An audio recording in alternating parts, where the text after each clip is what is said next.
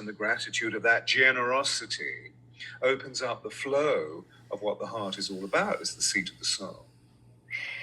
So, as you're teaching people how to tap into this voice, and we all have it, as we all can embody the energy of kings and queens, not from an egotistical or a dominant way, but from a royal way, where that's an aspect of us that we have every right to.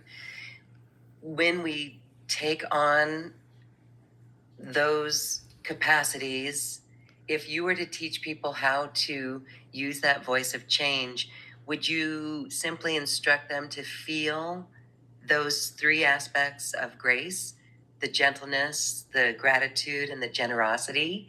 Because if we sit and think about that and then speak, our voice indeed changes, doesn't it? Mm. And it's about being, it's mindfulness, isn't it? This is really what we're talking about. This new field of conscious development that we're hearing, that Oprah is pioneering a great project about. Being mindful means we become present. So we measure every piece of behavior, not in some rigid, stringent way, but we measure, well, am I being gentle here? Am I being grateful? So it becomes part of our consciousness. As a result of that, because thought creates reality, we vibrationally shift. Because we see the effect that it has on the people, or indeed the atmosphere that we're moving through, we see the effect immediately.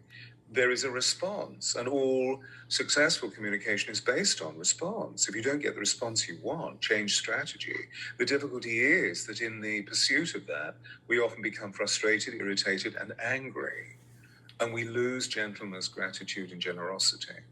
But if we can see that just by initiating that force, there's an immediate response, what that does is provide conviction, and conviction is a force multiplier.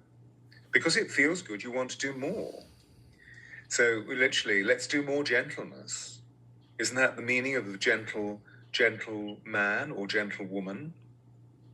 We use the phrase or the words rather so meaninglessly. Oh, he's a gentleman. What does that mean? Well, he's a gentleman. And so, how can we deliver this if we're unaware of our behavior? That's the point. And if we're fearful, we're just consumed by fear. We're not aware of, forgive me, I thought I'd switched that off. We're not aware of the quintessence of what we are all about, which is love. Yes. So then, someone who comes to you to work with the voice of the heart, what would you say, oh my goodness, is the major reason? Do you have a couple of common reasons where someone is blocked? I know you said it's the machines, or we get excited, or we get anger. Do you really help them unravel like a program or a belief system? Is there something from maybe their childhood that is keeping them from speaking that voice of love? What do you find out when you look at the threads across all your clients? Well, there's so many. I mean, because we're all diverse. Yeah. Very diverse. We're perfectly imperfect, or imperfectly perfect. So I want to go back to a trace element that you shared with us just now about, I feel that what we're all doing is finding a way of living our sovereignty so that we become the master mistress of our own destiny. Now, effectively, what this means in our societies is that we no longer need a sovereign on the throne. It's perfectly obvious that we proved this. And of course, the United States of America is a prime example of we don't need a monarch. So if we don't need a monarch, what do we need? Well, what we need is to recognize that